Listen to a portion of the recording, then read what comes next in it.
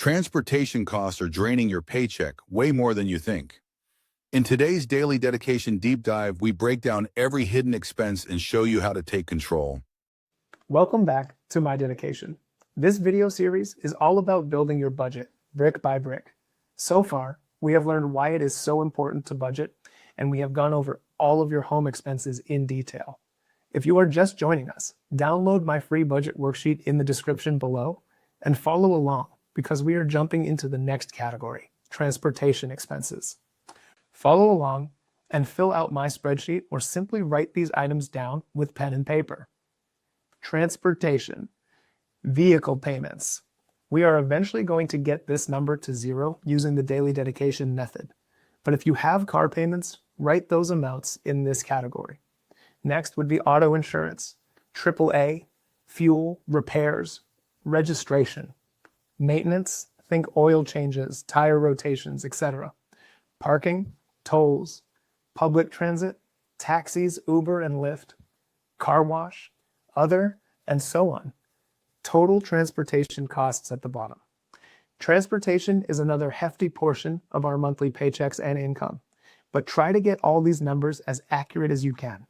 For the fuel item, just estimate how much you spend on gas every week and multiply it by 4 to get your monthly cost. If you don't spend that much, great. If you spend more than that one month, it's okay. The point is to budget for it and know what is happening with your gas expense. Vehicle payments are set payments each month, so that one is easy to fill out. Although I would encourage you to put an extra $100 to $300 per month toward principal on your car loan, which will save you thousands in interest payments and help you pay off the loan far faster than the 5 to 7 year terms dealerships love to sell you. More on this later. Do not put extra toward principal if you are still in credit card debt, because that interest rate is much higher. So any extra money should be used to destroy your debt, which is the next chapter and step 3 of the daily dedication.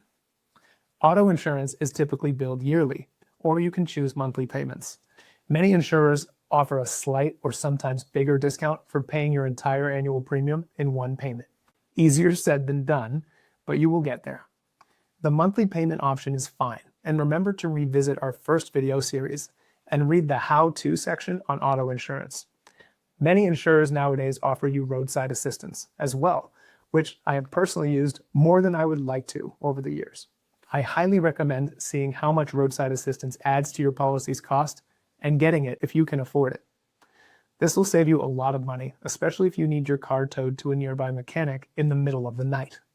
I personally use Travelers Insurance, and they have very responsive roadside assistance that has gotten me out of some difficult situations. You can always consider a AAA membership if your roadside assistance option that also has an added benefit of discounts at many businesses across the country. Again, I do not receive any compensation from the companies mentioned in this video. Every company I mentioned by name is one I personally use or have thoroughly researched as a great option for you to use.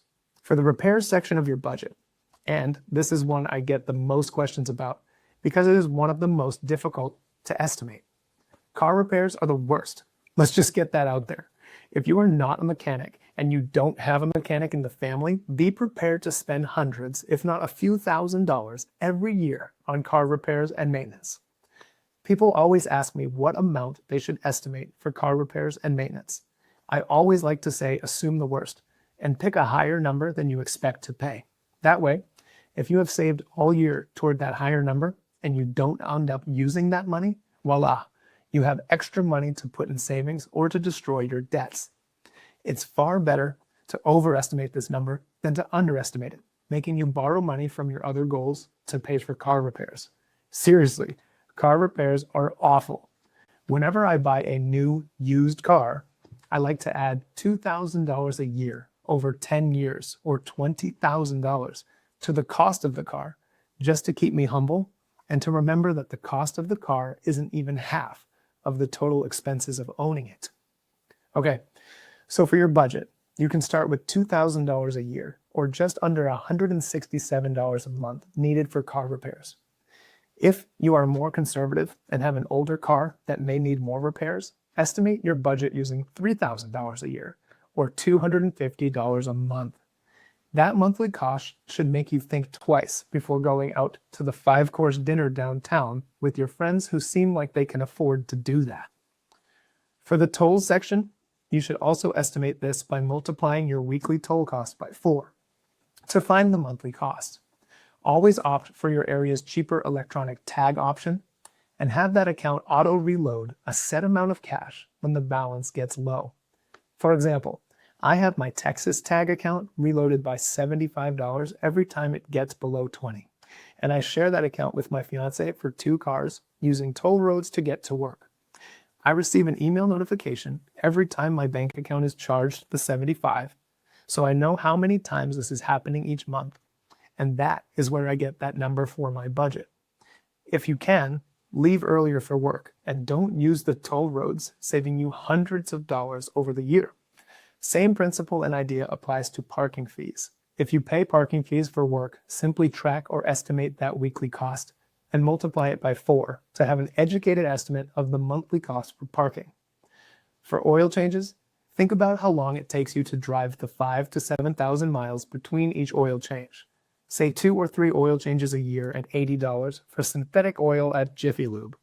Let's call it 3 for the sake of this exercise. That means you take 80 times 3, $240, and divide it by 12 to find your monthly cost, or how much you should be putting aside for oil changes, a total of $20 a month. Again, much better to save 20 per month than to come up with an extra 80 you didn't plan for when you finally remember it's time to change the oil and take care of your car. For taxis, which may not even exist anymore by the time of this video, Uber and Lyft expenses just put the cost based on how much you use these services.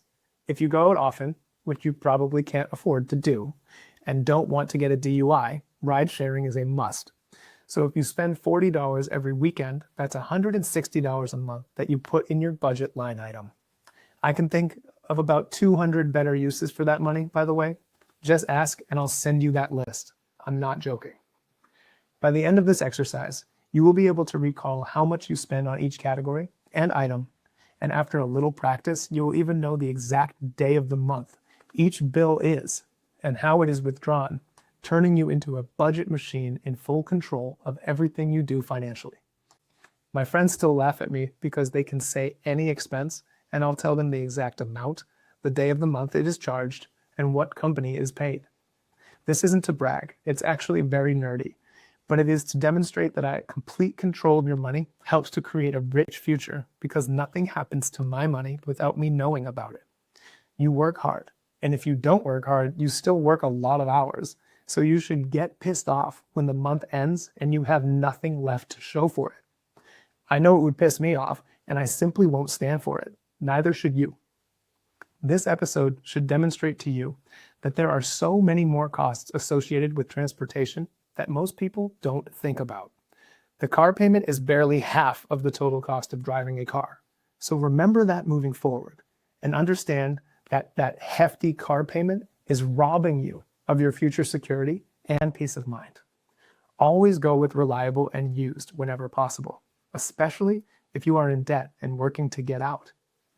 You are doing great with our brick-by-brick budgeting exercise. Stick with me. In the next episode, we will be going over health expenses and how to track more items in your budget so you know where every dollar is going. Money will no longer just happen to you. You can control it brick by brick.